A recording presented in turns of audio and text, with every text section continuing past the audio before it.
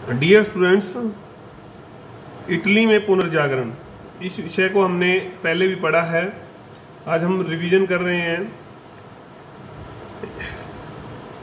पुनर्जागरण का मतलब था कि कला, जो आपका चित्रकला है, साहित्य कला है, संगीत है या अन्य जो क्षेत्र है जिससे मनुष्य के जीवन में विशेष परिवर्तन आया, तो उसको हमने पुनर्जागरण बोला था। और ये जो घटनाक्रम आपको पता ही 14वीं से 16वीं शताब्दी के बीच घटा, तो उस में हम साहित्य के बारे में आज पहला जो बिंदु है वो पढ़ेंगे।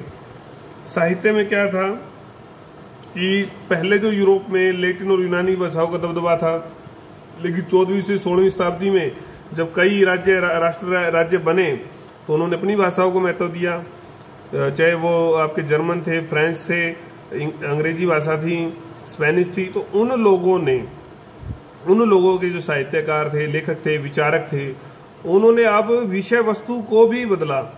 विषय वस्तु में वो अब धर्म को लेकर आए। धर्म की बजाय जो है, अंधविश्वासों की बजाय जो है, उन्होंने जो केंद्रीय बिंदु बनाया वो मनुष्य बनाया। मनुष्य का जीवन, उसकी प्रेजेंट की जो समस्याएं हैं, उनका समाधान है, ये उनका केंद्र बिंदु था।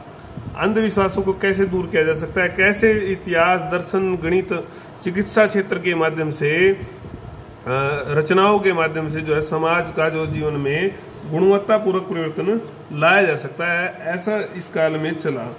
तो उसी को हमने पुनर्जागरण बोला। उसमें अब ऐसा तो है नहीं कि ऐसे ही हो जाएगा, बहुत सारे कवि, लेखकों ने बड़ा योगदान दिया होगा। तो उनमें जो प्रमुख आपके जो लेखक का नाम आता है इस कड़ी में, इटली के संदर्भ में, तो वो दांते एलिग्री का नाम आता है। दांते जो थे वो एक बहुत बड़े कवि थे। फ्लोरेंस में, इटली में वो जन्मे। वो हालांकि धार्मिक प्रवृत्ति के व्यक्ति थे, लेकिन फिर भी पादरी या चर्च की जो गलत गतिविधियां थी, अनाचार थे, अत्याचार थे, उनका विरोध वो करते थे। ऐसा उन्होंने अपनी पुस्तक के माध्यम से भी प्रयास किया। जो उनकी प्रमुख पुस्तक थी वो थी डिवाइन कॉमेडी। उस समय उन्होंने जो पादरियों के प्रति या चर्च की जो गलत कामों के प्रति घृणा को प्रदर्शित किया है। डिवाइन कॉमेडी को 3 प्रमुख भाग हैं पुस्तक की, अगर हम बात करें। कल्पना की गई है, एक स्वर्ग, एक नरक और एक आत्मशुद्धि। उनका कहना था कि हम आत्मशुद्धि, सदाचार के बल पर जो है एक स्वर्ग की प्राप्ति कर सकते हैं। तो मनुष्य को नैतिक जीवन और सदाचारी जीवन जीने के लिए उन्होंने प्रेरित किया इस पुस्तक के माध्यम से। और इनकी रचनाओं में प्रेम, देशभक्ति, प्रकृति प्रेम, राष्ट्रीयता की भावना देखने को मिलती है। इन्होंने एक प्रेरणा का काम किया, क्योंकि इन्होंने ज्यादा रचनाएं नहीं लिखी, लेकिन इन्होंने जो अन्य कवि थे, अन्य जो लेखक थे, उनके लिए एक प्रेरणा स्रोत का काम किया, नींव का काम किया।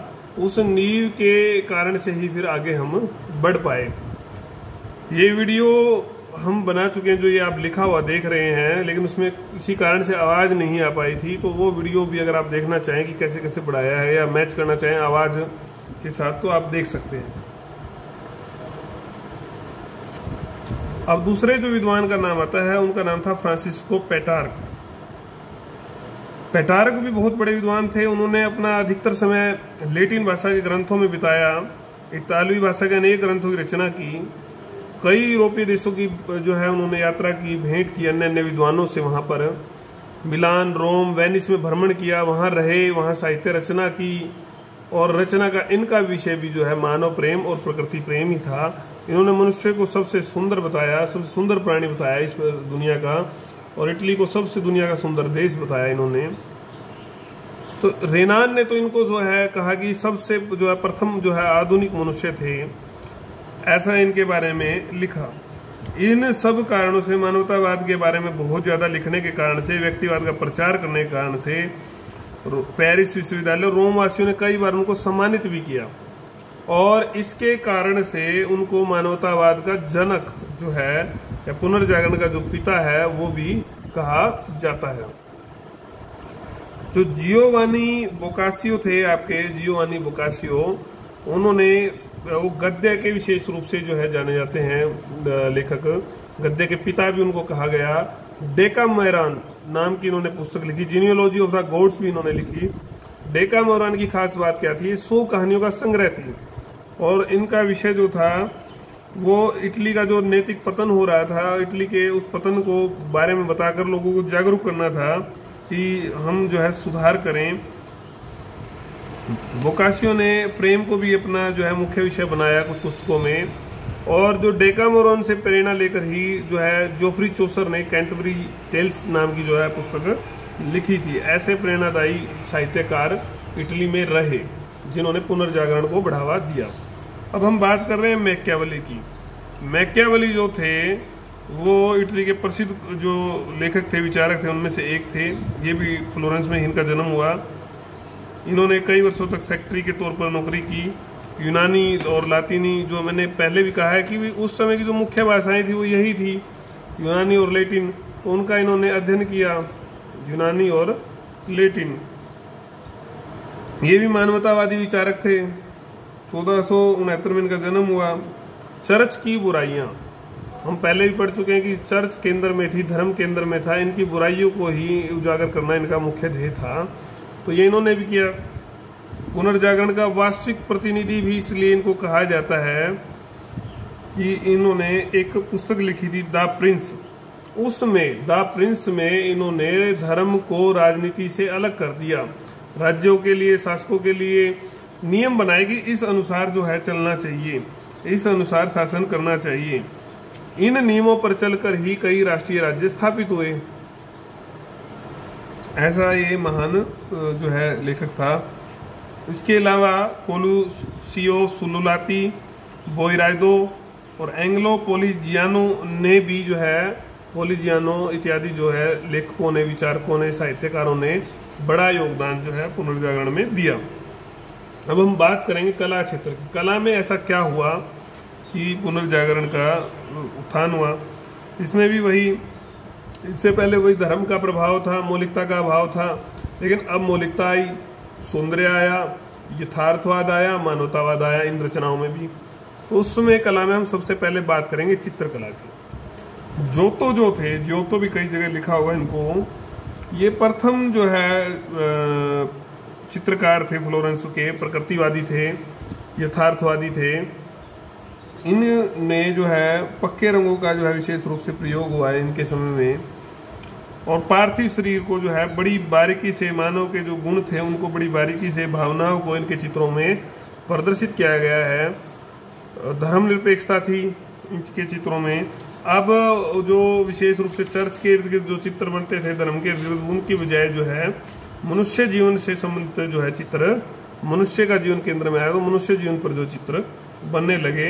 मोहरा कसी, पक्के रंग, लकड़ी का प्रयोग, ये इस काल की विशेषताएं थी। धर्मनिरपेक्षता भी इस काल की विशेषता थी।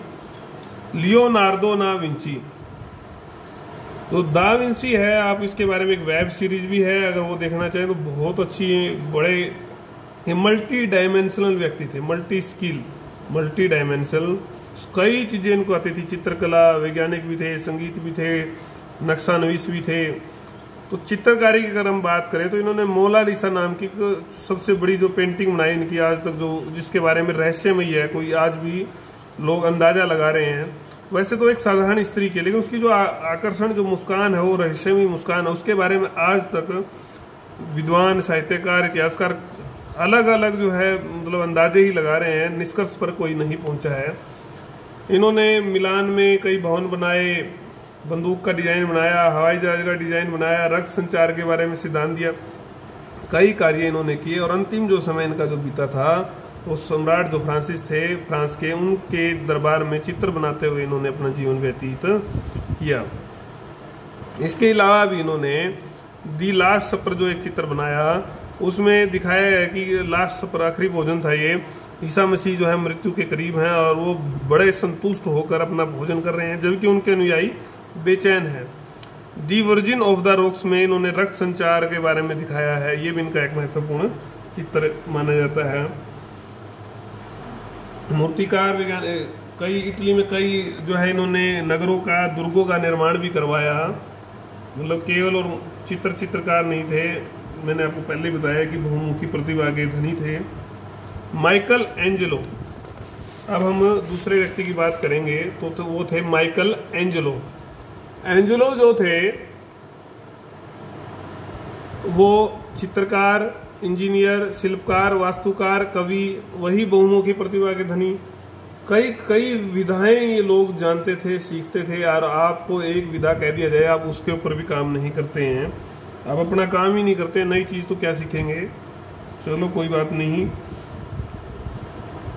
ये उच्च कोटि के जो कवि थे, चित्रकार थे। अब हम चित्रकारी की बात करें विशेष रूप से, इन्होंने सिस्ताइन जो गिरजाघर था उसकी छत पर, सिस्ताइन जो गिरजाघर की जो छत थी उस पर 145 चित्र बनाए जो मुहरा कसी में बने हुए हैं, और ये सारे विषय बाइबल से लिए गए हैं। ऐसे ये महान चित्रकार थे। इनका जो मानवतावादी जबरदस्त थे ये, और मनुष्य केंद्रित वही इनका भी। द लास्ट जजमेंट इनका सर्वोत्तम चित्रों में से एक चित्र है, कला की दृष्टि से सर्वोत्तम माना जाता है। उसके बाद सांजियो राफेल आए। सजीवता थी इनके चित्रों में, प्रतीकात्मक पक्ष जो है ना झलकता था। डिस्प्यूटा जो चित्र था इनका, डिस्प्यूटा, उसमें इन्होंने दबंध दिखाया पृथ्वी और स्वर्ग के बारे में। और इसी तरह से इन्होंने प्लेटो और अरस्तु के दर्शन को भी चित्र के माध्यम से दिखाया। एक चित्र में दिखाया है कि प्लेटो जो है आकाश की ओर जो है हाथ किए हुए हैं, तो उससे इन्होंने माना कि उनका प्लेटो का जो दर्शन था वो अध्यात्म की ओर मोड़ रहा है। और अरस्तु जो है पृथ्वी की ओर जो है हाथ किए हुए हैं, तो उनका दर्शन भौतिकतावाद मनुष्य का जो जीवन है, यही लोक है, उसकी तरफ जो है हमें मोड़ रहा है। इनका जो रचनाएं थी, स्कूल ऑफ एथेंस नामक कृति में भी ये प्रतीकात्मक रूप देखने को मिलता है। डिस्प्यूटा के बारे में हम बात कर चुके हैं। और इनका जो सबसे महत्वपूर्ण चित्रों में से था वो था मैडोना का चित्र, जो ईसा मसीह की माता थी, वो इनका चित्र विशेष माना जाता है। सजीवता, सुंदरता, विभिन्न रंगों का प्रयोग कुशलता से, सब कुछ इनके चित्रकारी में देखने को आपको मिलेगा। उसके बाद तीतियन नाम के व्यक्ति आते हैं जो 1477 में जन्मे, वेनिस में जन्मे थे। इनकी जो रचनाएं थी, उनका जो विषय वस्तु थे वो थी धनाढ्य महिलाएं, पादरी, सामंत, बड़े व्यापारी, पोप। इन्होंने जो चित्र बनाए उनमें मानवता, नारी सौंदर्य और धर्मनिरपेक्षता देखने को मिलती है। इनके जो चित्र थे मुख्य वो थे एजम्पशन ऑफ द वर्जिन, और जो क्योंकि ये बड़े लोगों के लिए चित्र बनाते थे तो चार्ल्स पंचम शासक थे, फिलिप द्वितीय, इन लोगों ने इसको शासक थे, इन्होंने इनको संरक्षण दिया, और उस संरक्षण से ही इन्होंने ये पुनर्जागरण में अपना योगदान दिया। अब हम बात करेंगे स्थापत्य कला की। किसकी बात करेंगे? स्थापत्य कला की। स्थापत्य कला में अगर हम बात करें तो